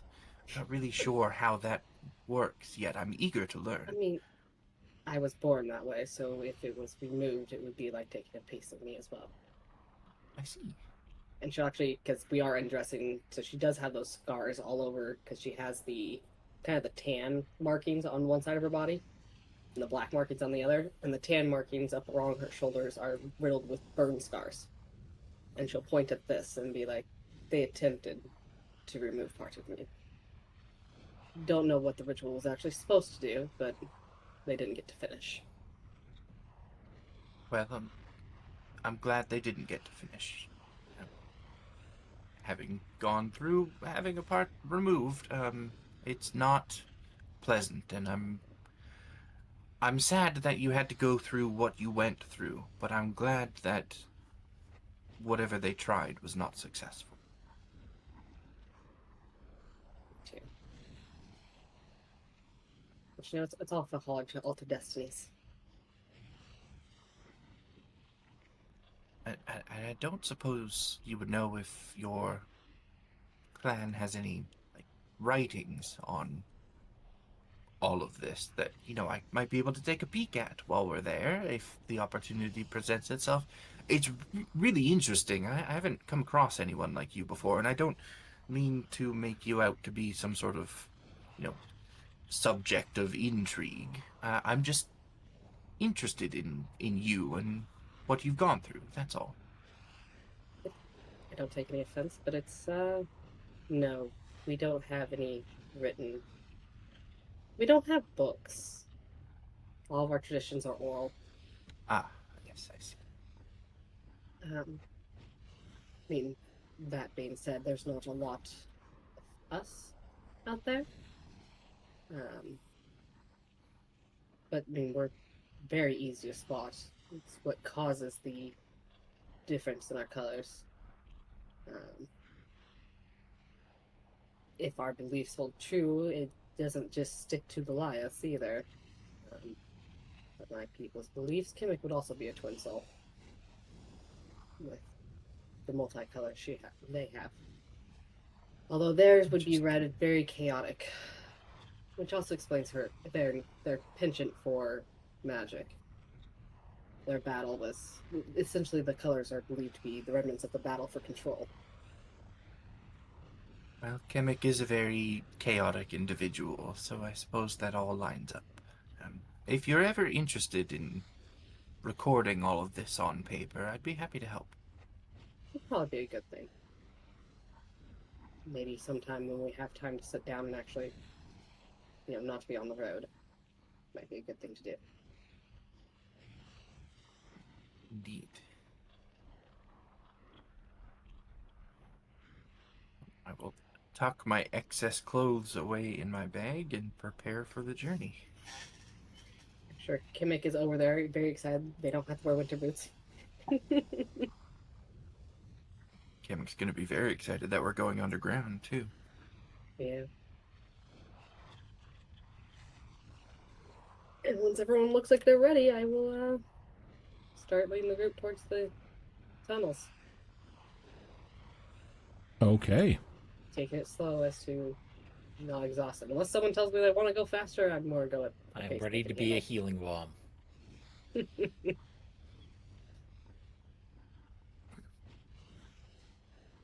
Quick, we need healing. Everyone attack Azure Claw. I could see it happening. Yeah. Yeah. I didn't In a more consider chaotic that, group, I but, could definitely see it happening. Yeah. All right. So, what's your marching order across the bridge? I'm in the back. I'm Why is it somewhere in near the front? front. I guess I'm in front of Azure Claw, or in front of Mia. Probably in front of Mia. Mia will stick fairly close to Yuriko.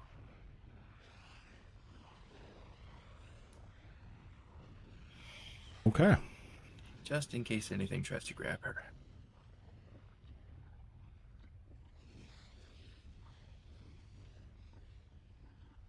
So, Nalani, as you begin to lead the people, your group across the bridge into what is pretty much your homeland.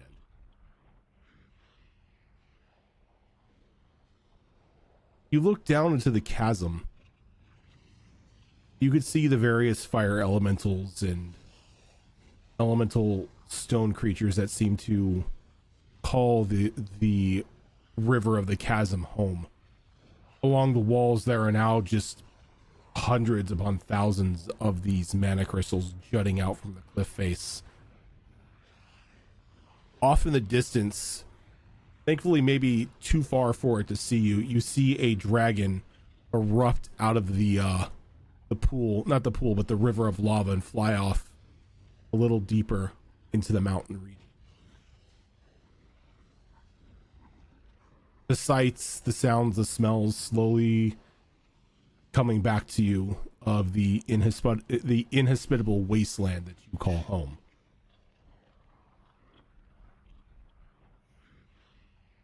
And as you and your companions cross that threshold, you set foot onto the hard gray stone surface of the Ashen Spire.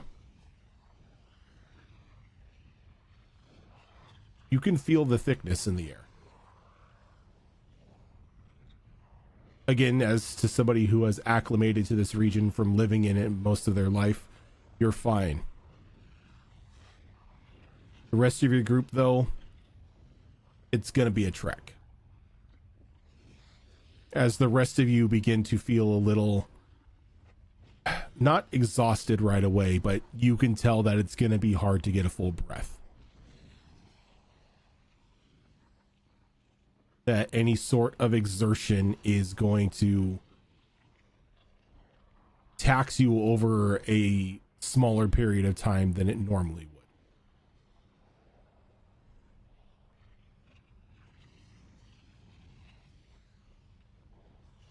While in the Ashen Spire, combat is a bit more difficult. Taking a full action is fine, but using a bonus action or anything of that sort after taking a full action may start to put strain on your bodies, requiring saving throws.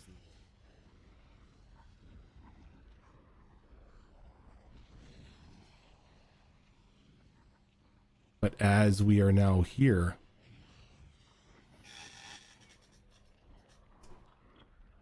Nalani, lead the way. Alrighty. It's been a while. We do percentiles for these two, right? Yeah, I just need percentiles from you. I don't need you to Just- roll anything. Okay. Well, I finally did something other than right down the middle of the road. That's going to be 77. 77. Okay, you begin to lead everybody through a bit of a rocky footpath, making sure to keep an eye out for anything that may be creeping along the walls and mountainsides. As you know, a lot of the fauna around these areas have camouflage-like capabilities. Though you're able to get through a decent leg without too much trouble, and you come to a footpath, or a separation in the footpath. A fork. One leading a bit right, the other left. You know, when you came down the pathway previously, came down the left pathway. This will lead you to the start of that long bend around the back parts of the mountain region in order to get to the temple. Well, not the temple, but to your town. Taking the right path will lead you through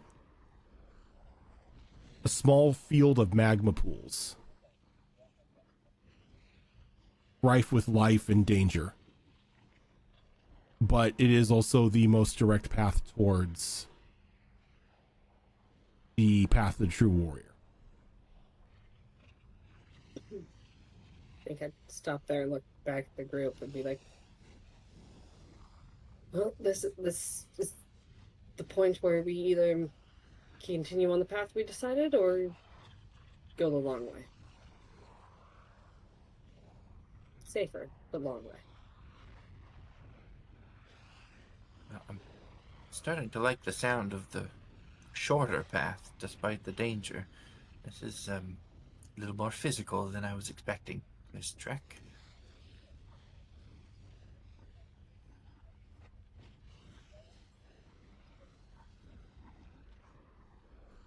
I see This we area's not continue for the- on with the path that we decided on.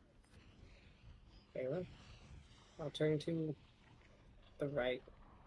I'm Okay. both my rights and lefts. And continue on. What's life without a little danger, right? Exactly. So you go down the pathway, and it's a bit of a winding spiral as you get down a little bit lower into a crevice of this mountain region. And all of you can begin to see these small pockets of lava that have formed throughout the throughout this crevice, the thousands, hundreds of thousands of years that it's been here. While it is bubbling and spurting every now and again, it doesn't seem like there's too much of a risk that there and like something overflowing may happen.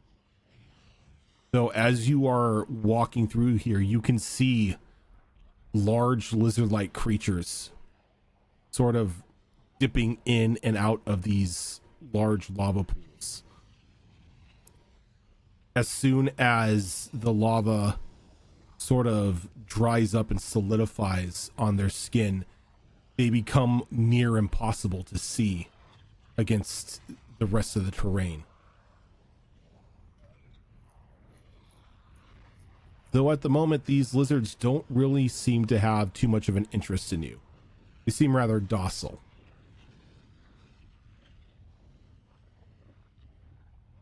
Though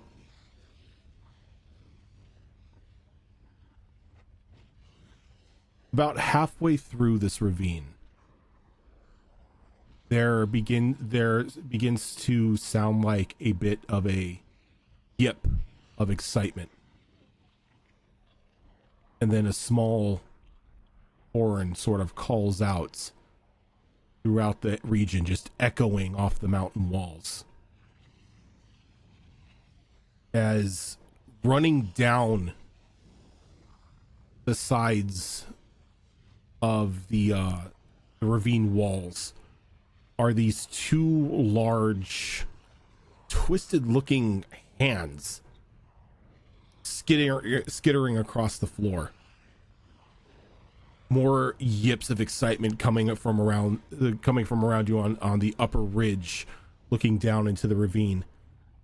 As you see on the back of these hands, two gnolls holding harnesses, riding these hands down to meet you into the bottom of the ravine. Their bodies completely covered in like gray ashen fur, save for a white skull that has seemingly been painted along the fur of their faces. And I know it's a little early, but this is where we are going to stop for tonight. One, because combat is going to be coming up and we can't do that in a half hour. And two, the migraine is becoming blinding. Both good reasons. Both good reasons. So I know it's a little bit short this time. I do apologize for that, but we're getting into the half hour mark left of the stream. We can't do combat in a half hour, and the next time we'll be back, we'll have the full party. So tonight was a bit of just a story expanse, a little bit more RP. I'm sorry, Yuriko. It happens. Yep, you rolled that one, and I'm just like, I gotta bring the pain now. I don't want to, but I gotta. Them's the rules. Them's the rules. But yes, that is going to do it for us tonight. Everyone, thank you so much for tuning in. We will be back tomorrow for another episode of our Star Wars game, Tales of the Outer Rim, which is DM'd by Tiltbot.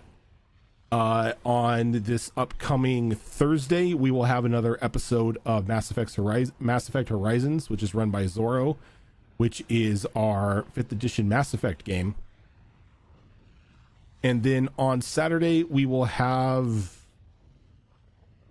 No, we won't have, because we'll have multiple people out. So unfortunately, there will be no Withered Wastes on Saturday, as we are going to be missing too much of the cast to be able to run a game, unfortunately.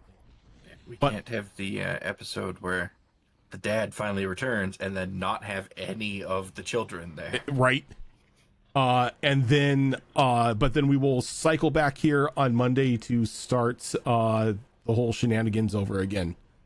But thank you so much once again, everyone. If this is your first time here, this is not the only show that I already did that. This is your first time here. We have all of our shows up on YouTube, all of our past one-shots, our holiday specials. Speaking of which, October 21st, we will be having a special Halloween game that will be taking place on the 21st, that Saturday night.